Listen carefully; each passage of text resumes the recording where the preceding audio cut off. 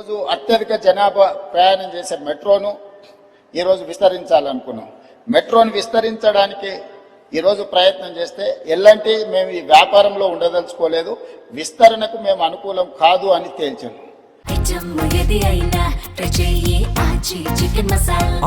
Chicken masala కేంద్ర ప్రభుత్వం ఏం నిబంధన పెట్టిందంటే మీరు విస్తరణకు ఎల్ఎన్టీ అయినా ముందుకు రావాలి, లేదు అంటే ఆ ఎల్ఎన్టీ సంస్థను రాష్ట్ర ప్రభుత్వం అయినా స్వాధీనం చేసుకోవాలి.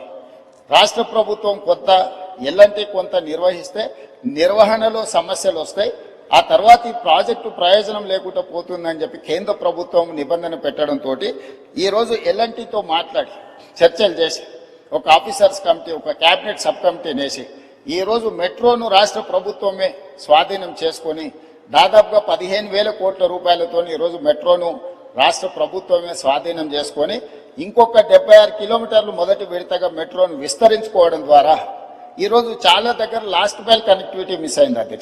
అధ్యక్ష తమరు వచ్చే రూట్లోనే ఎల్బీ నగర్ వరకు మెట్రో ఆగిపోయింది. కానీ వాస్తవంగా ట్రాఫిక్ మన హయత్ నగర్ అవతల నుంచి సిటీలోకి వస్తున్నారు. ఈరోజు ఏ రాష్ట్రంలో ఏ దేశంలో అయినా మెట్రో అనేది ఎప్పుడు ఎయిర్పోర్ట్కి కనెక్ట్ చేసి ఉంటుంది అధ్యక్ష. మన దగ్గర ఎయిర్పోర్ట్కి కనెక్ట్ లేదు అధ్యక్ష.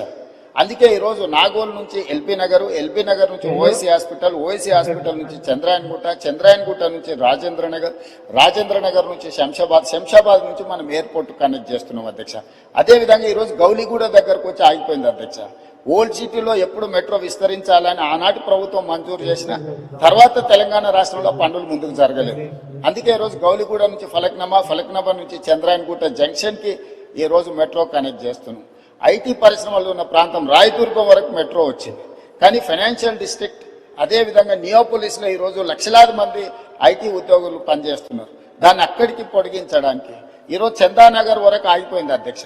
వాస్తవంగా బిహెచ్ఎల్ రామచంద్రాపురం నుంచి అత్యధికంగా జనాలు మనకి ఈ వైపు ప్రయాణం చేస్తున్నారు అధ్యక్ష.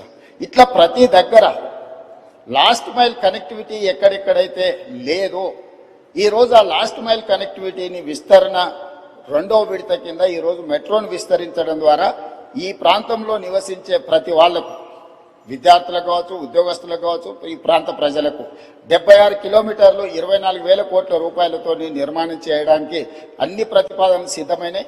ఇప్పుడు ఈ నెలాఖరు వరకు కానీ లేకపోతే ఏప్రిల్ నెలలో ఎల్ఎన్టీ నుంచి మనం మెట్రోని స్వాధీనం చేసుకుంటే భవిష్యత్ కార్యాచరణ ముందుకు వెళ్తుంది. కేంద్ర ప్రభుత్వం కూడా సానుకూలంగా స్పందించింది భవిష్యత్తు విస్తరణ కోసం మెట్రో విషయంలో సంబంధించి.